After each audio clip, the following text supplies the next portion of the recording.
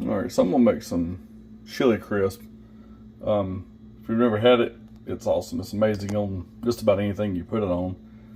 I've had chili oil before. A lot of people had that, but chili crisp is different. So you get a lot of chunks, crispy things in there. Now this right here is a brand that I've bought and used. It says spicy, but it's not hot at all. So I'd like to beef mine up a little bit. Now, first time I'm making it, I'll just use a small jar. But add a few things here. These are some Thai chilies that I smoked and dried. There's some arbols, cinnamon stick. You can put some sesame seeds in there. Not that many.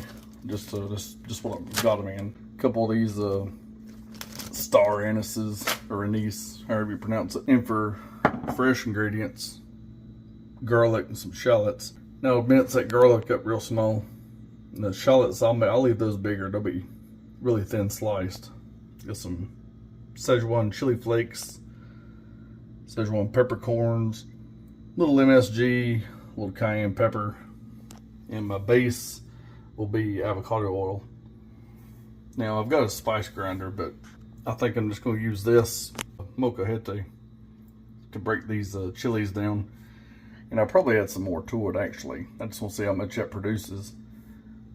I'll open that and try the heat. Just test it for heat. I'm sure it's not hot, but I'm gonna try this right here. But I'm gonna break them down. I don't want them like powdered form, but I want them a little smaller than that. So just have a little variety in there. These are just some dry roasted unsalted peanuts. I'm just gonna take this old meat tenderizer and just kind of put them in the bag and break them down. Kind of turn it like slightly at an angle like this. You don't have to hit it hard at all. Just break these things up. So yeah, I don't know what the heck I was thinking. After 5 minutes, all I managed to do was just get some of the seeds out. So yeah, this ain't the damn 1600, so I'm gonna put that mess in a spice grinder and give it a couple of little bursts, break that stuff on down. Yeah, I'll be in here all day and night trying to do that.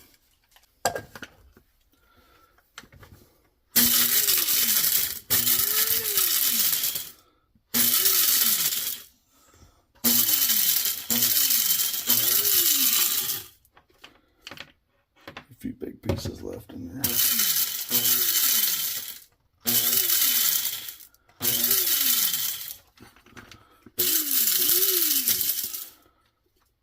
There we go. Give it dust a minute to settle.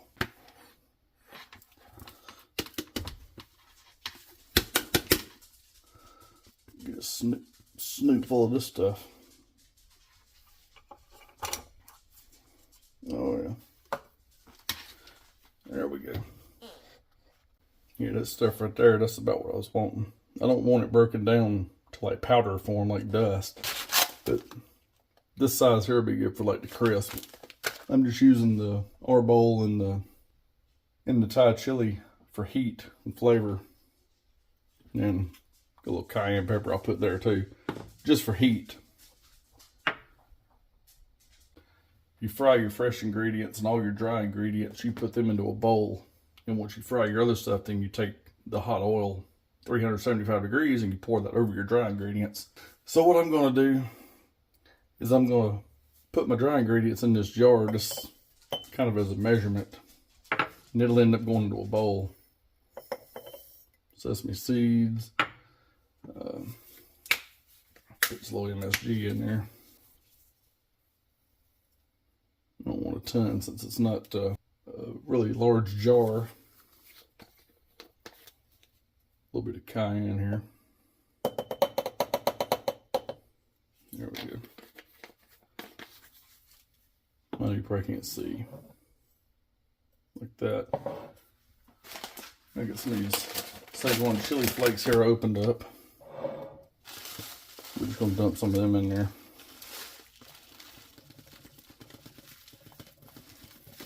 I like a lot of crisp in mine. Yeah, vegetable matter, that garlic and shallot, they'll add a good bit too. And the peanuts I crushed, I've got them. We'll put those over in there.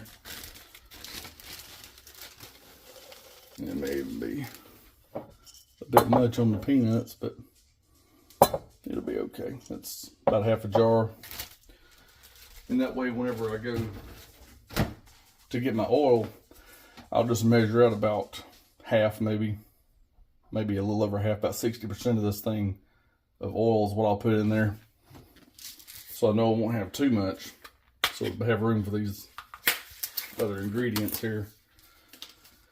Got some Szechuan peppercorns here. I think some people say they put those in whole. I think I'm gonna drop them in the grinder for a second. Go ahead and drop star anise in there and a cinnamon stick. Put a few of those peppercorns in the grinder and grind them right quick.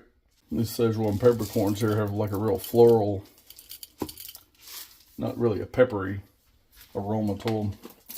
It's mostly for an aromatic. I think it's got some interesting taste properties. You know, like your star anise, that smells like licorice. And if I'm not mistaken, that's actually what they use to make licorice. So we'll just do this.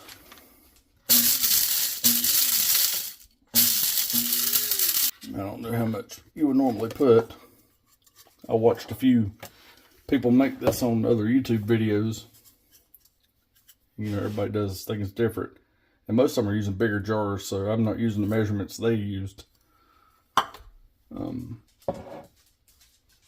Just because of that. I don't want to overpower it. So, I'll say that's going to be a decent amount. And the vegetables will fill it in even more. So I'll dump this into a metal mixing bowl here. This is what I'll dump that hot oil into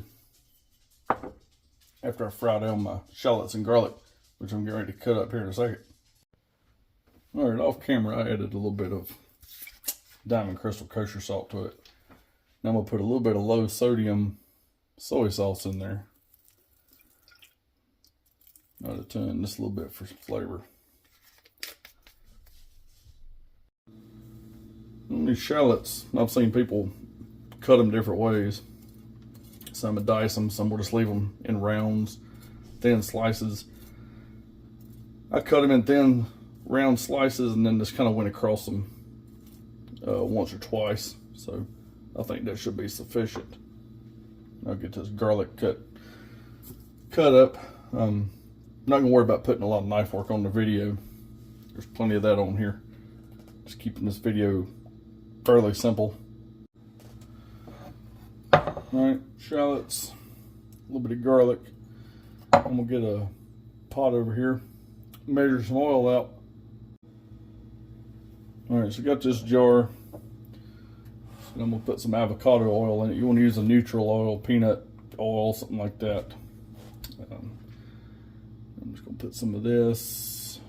The dry ingredients are going to use, they take up about half the space. The shallots and garlic are going to cook down. So I'm gonna go with something like that. Now I'm gonna use a 6-quart pot here to do this in. Alright, I'm not gonna have this tripoded, not while I'm cooking this too close.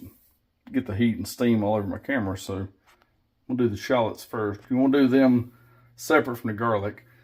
I don't like ginger, but if you like ginger, then you would cook it separately also. Or some people will do the ginger and the garlic together. But we'll just do it, at least get kind of brown and crispy. Then we'll pull them out.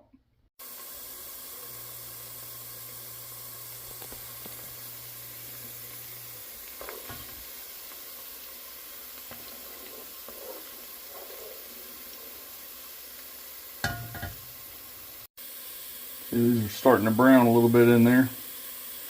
Probably be done in another 30, 45 seconds. And get them out of there. I'm going to pour them through the strainer to get the shallots out. And then the oil will go back in the pot, and I'll add the garlic. Alright, I dumped it right after I shot that last clip. Because it's still cooking even though it's not in there. So it's it'll finish browning on its own here. Now you just put the garlic in. You gotta be careful with this now. The garlic starts to get light brown, you gotta take it out. It'll burn and get bitter real quick. And there's that garlic. It wasn't in there long at all. It might have been in there about a minute and maybe a minute and a half, minute 45 seconds. Now I'm gonna take this oil, put it back over here, get it up to 375 degrees. I'm gonna use a thermometer for that, and then I'm gonna pour it in with the dry ingredients. I'm using my thermopen to check it out. Gets to 375. I'm gonna dump it in here. Now, I may not be able to get that part on video, but I'll shoot video as soon as I dump it.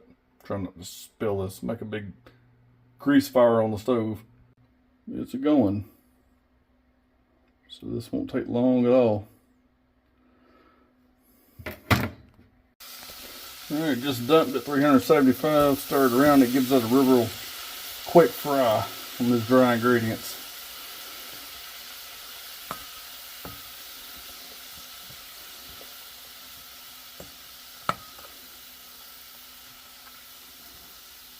I don't know why it's got to be 375, but that's what it says. Every recipe I found says 375 degrees, so that's what I did. And after this, you let this sit here about 30-40 minutes so it cools down. Then you fish that cinnamon stick and there's a couple star anise out and get rid of those things. You don't want to bite into that later. Sit and cool off a little while and add the other stuff to it, the shallots and the garlic. Put it in a jar. Let it cool down before putting it in the refrigerator. And let the flavors kind of set up overnight in it. Be ready to go. Have some good chili crisp. Everything's still hot. It's been about 10-15 minutes. I was just cleaning my dishes up. Let this set 25-30 minutes.